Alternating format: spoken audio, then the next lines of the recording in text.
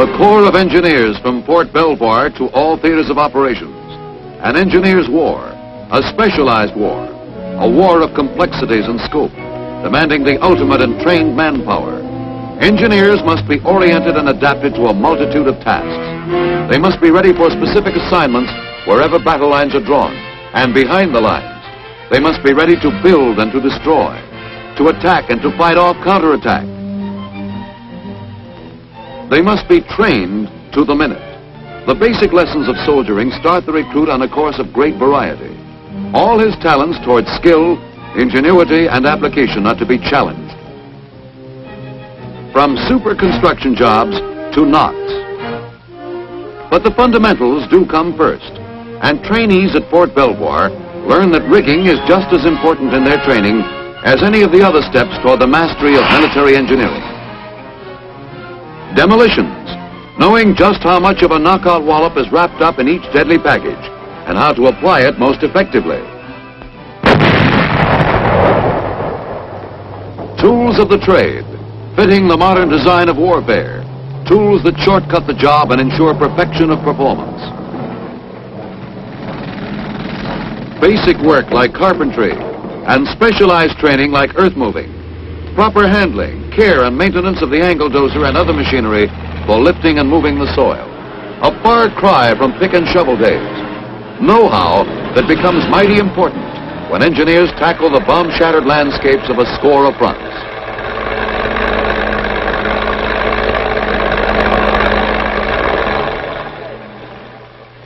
Water supply, pumping, purifying, storing and dispensing.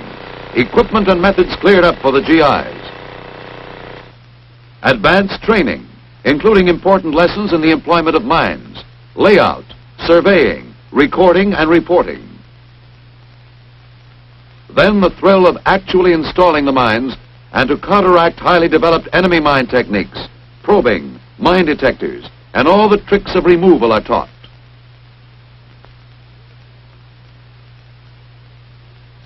River crossing operations, introduction to the assault boat, and the role the engineer must play in assuring its safe and effective use. The storm boat, high-powered craft, is also demonstrated for the engineers in training. They're told of its value for rapid crossings of wide streams.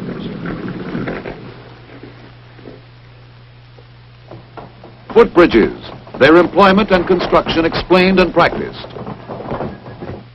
The pneumatic pontoon bridge, first the chart work, floating and fixed sections analyzed. Then actually handling one of the pneumatic floats. Pontoon bridges of various weights and designs, implanted in the minds of the students by the only foolproof method, actually doing the job.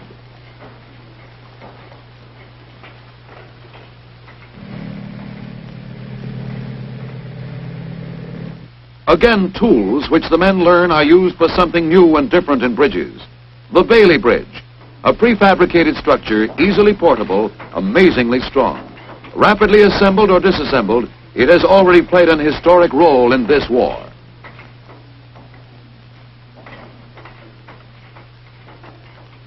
The long hours of lecturing and actual practice will take on deep significance once these men are out in the fighting areas. You'll see later, through the medium of combat films, all the dramatic importance attached to rapid, efficient bridge construction.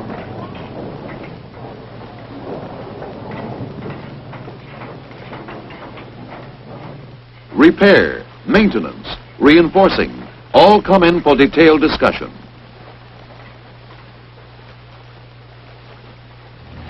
Mud does not halt outdoor work. It adds to the realism of training. They learn to build roads. Without roads, the best equipped army can become bogged down, worthless without speed of movement. Engineers learn to build structures of every description. They construct housing for our troops and learn the value of teamwork and the art of reducing the work of hours to briefest minutes.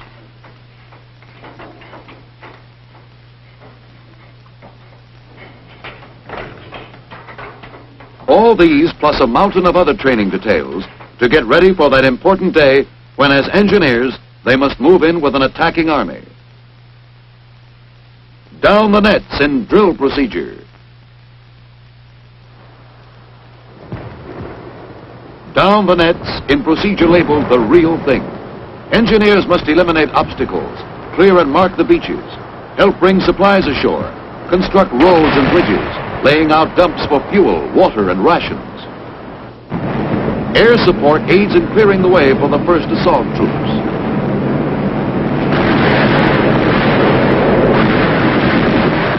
Big naval guns knock out shore-based installations. Wave after wave moves up to battered beaches where the entrenched enemy has to be blasted out. Precious minutes ticking away of the H-hour on this D-Day.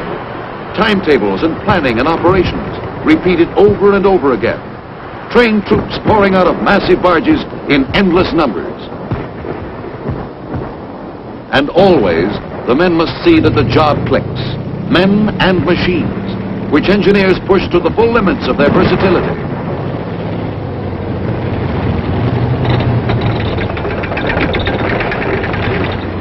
Steel mats on the beaches to prevent vehicles from floundering in soft sand.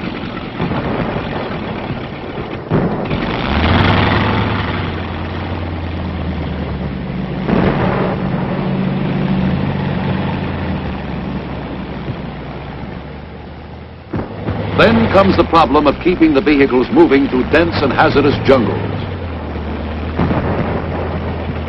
The few narrow makeshift passageways that do exist are almost impassable after heavy rains and continuous traffic. Speed is desired, but you can't get speed under these conditions. A job for the engineers, and they tackle road building problems in wet and steaming hot jungles in the following manner. Here, a corduroy road, logs and sweat and all the shortcuts learned during training days to convert swampy terrain into a road suitable for rapid passage of fighting equipment.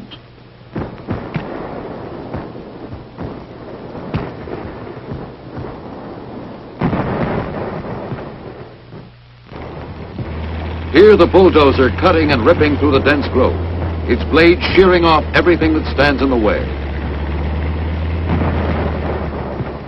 Surveying and measuring the site of a new road.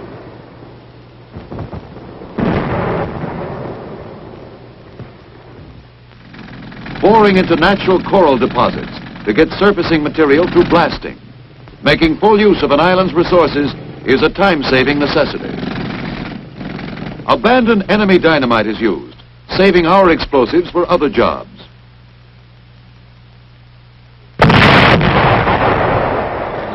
Power shovels lift the coral into waiting trucks.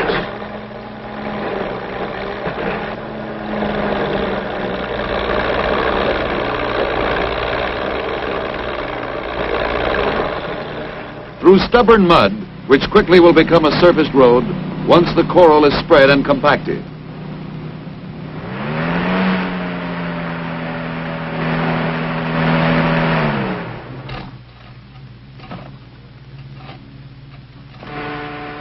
A road of this type is not expected to stand up like a concrete highway, but it can be completed in no time at all, and is certainly an improvement over soggy jeep trails.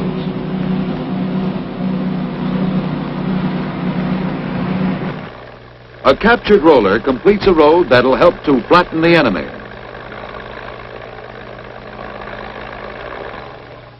Something new and effective added to the jungle, from roads to bridges. Timber construction is necessary when no other means exist. Again, local material and equipment are adapted to the task. Native workers learn Yankee tricks of the trade. Bulldozers drag the prepared stringers to the construction site.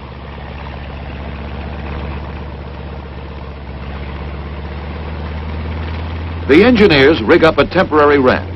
Ingenuity that cuts down time and labor in moving the heavy stringers up into position. Pile bent, corbels, stringers, flooring. Step-by-step operations, just the way they practiced at training camp. The engineers providing another transportation link for hard-fighting jungle troops. A bombed-out airfield useless now, but quickly restored by engineers who never know what it means to stop working. The same kind of heavy equipment they used to keep them rolling is now used to keep them flying.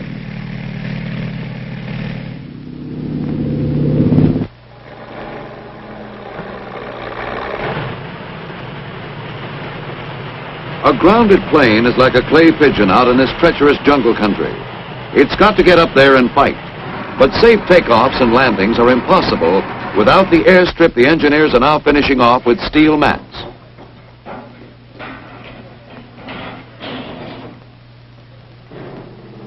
And shortly after its capture, the field is open for business.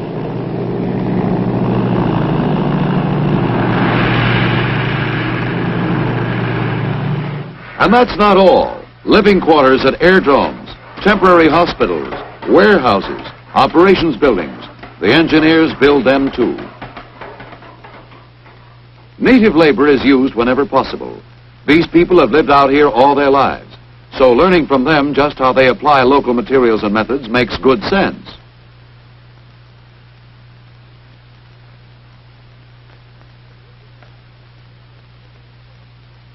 Building docks in remote places again falls to the engineers.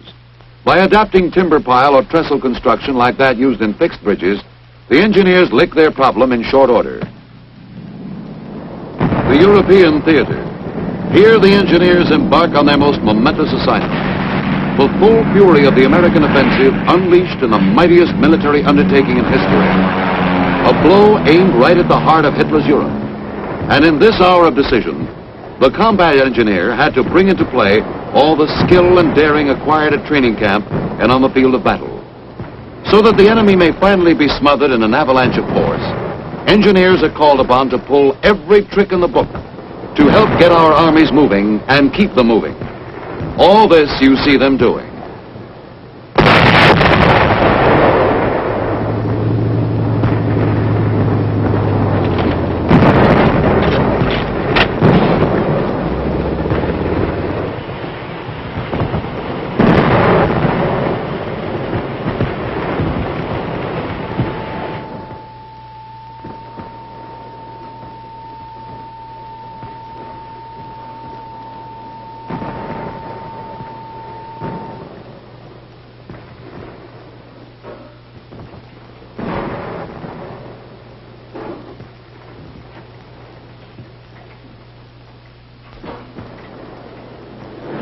Mud. You'd think it rolls over the whole of the map of Europe. That's the way it seems to the men. Rain and floods and mud.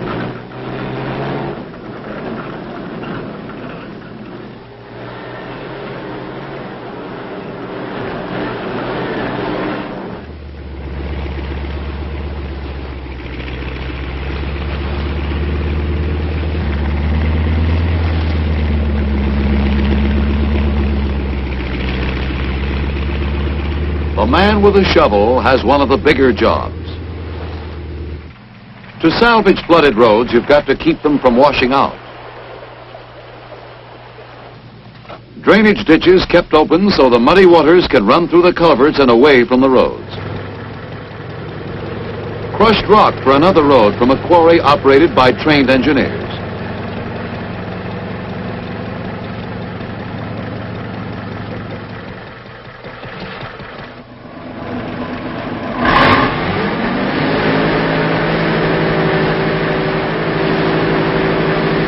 Just one of a string of roads to help hang the enemy.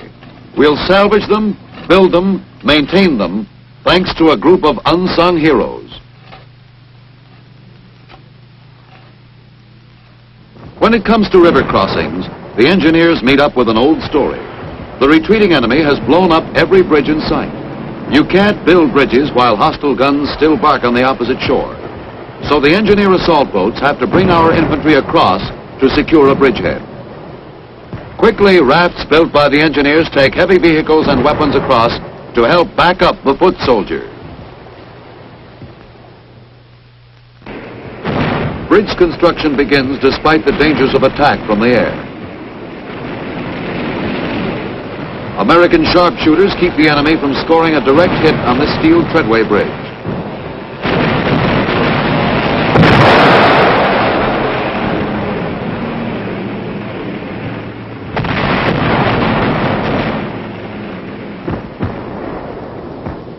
By sheer guts and alertness, they've saved our bridge.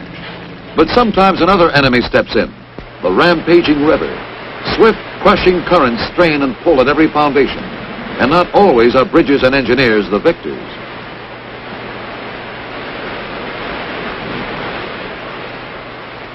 The successful construction and maintenance of floating bridges depends greatly upon the swiftness of the current.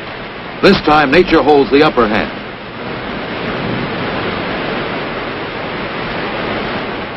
But the engineers have other tricks up their sleeves. They don't depend on floating bridges alone. Fixed bridges are constructed to take it. Here, mines are removed while construction plans are discussed. The center line laid out, the abutment prepared.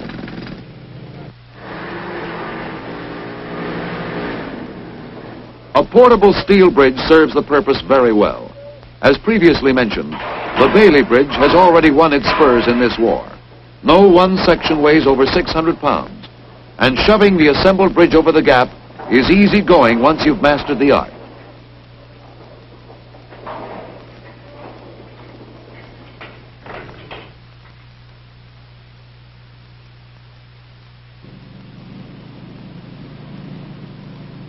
Since it's light and so rapidly assembled or disassembled, it can easily be replaced by a timber bridge when the Bailey equipment is needed elsewhere. An old masonry bridge once stood where the engineers now show you how fast a two-lane timber trestle bridge can spring up. Back in the States, they learned that the combination of modern tools and the knack of using brawn and muscle where needed couldn't miss. They find all this more than true.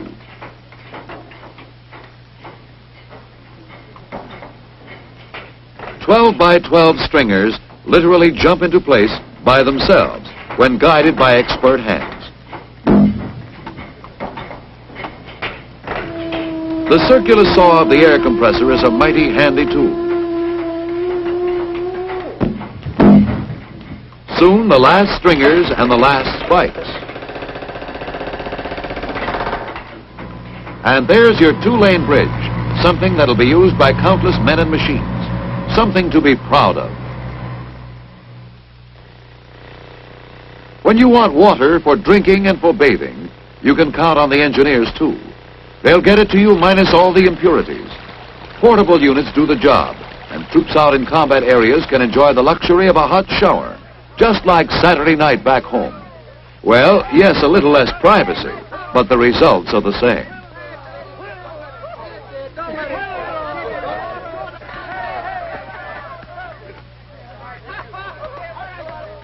Did someone say this was not an engineer's war? Look here, we're still busy clearing and marking minefields so that our buddies you saw taking the showers can move ahead and give the enemy another kicking around. Work that requires courage and caution. The engineers must be sure and alert, but they've learned how to neutralize all types of mines. This little shoe mine is loaded with a half pound of TNT and could easily blow your foot off.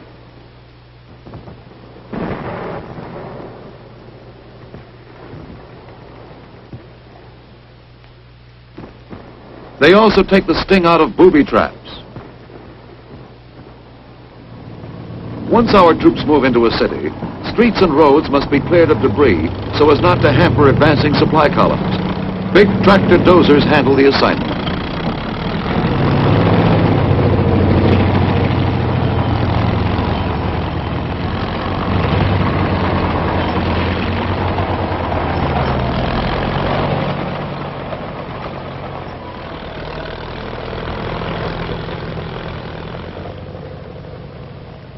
Then there are the railroads. Engineers have to repair the damage we ourselves inflicted while chasing the enemy out. Again, water. Native populations drink from sewers, for the water mains have been destroyed. But American engineer crews quickly put their purification equipment to life-saving use.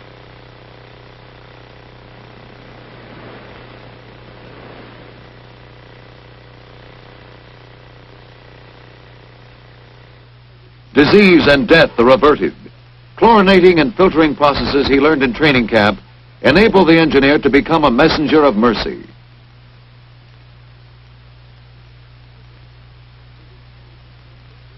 pipelines through which flows the stuff that fuels the machines of war. From tankers overland to storage tanks. You're convinced the engineers have a great role to play in the winning of this war? Well, so are the fellows who are waiting to get their engines started. We've covered only the highlights within the limitations of this film. There are also camouflage, mapping, forestry, rehabilitation, utilities, port repair, and other special units. Ask any trained soldier, particularly one who has been in combat, and he'll tell you there's no end to the types of services the engineers provide. Engineers run into countless uncomfortable situations, but so does the enemy. And the engineers help to throw every possible obstacle in his way. Engineers destroy things too. Every last one is a trained demolition man. Remember, engineers can fight. They put Bangalores to work. They can handle the rifle, bayonet, machine gun, grenades, all the weapons of the fighting man.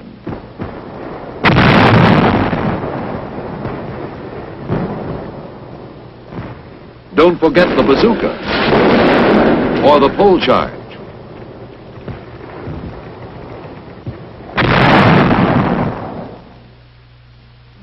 These, then, are the men of the engineers, not boasting of their accomplishments in this war, but rather proud to be a part of it.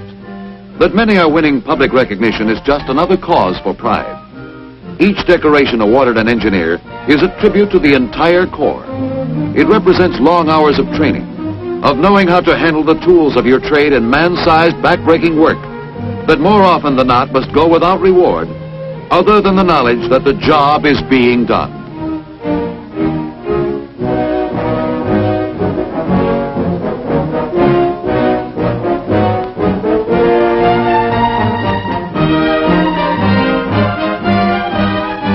If there be a fighting man who can be called the soldier's soldier, surely he must be the engineer.